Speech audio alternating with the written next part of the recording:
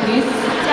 Той се присъжда на най-малката състезателка, участвала в турнира, и това е госпожица Наталия Митева от спортен клуб Аида, родена през 2010 година.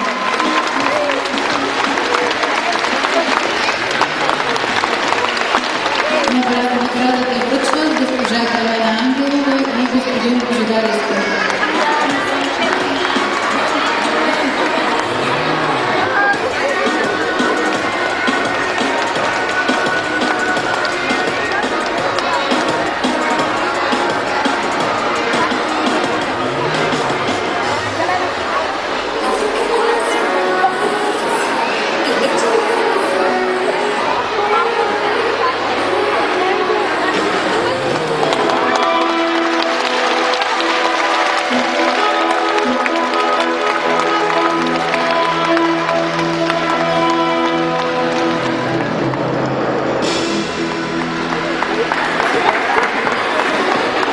Уважаема публика, днес вашите аплодисменти бяха заслужен поздрав за красивите и усмихнати изпълнения на гимнастичките.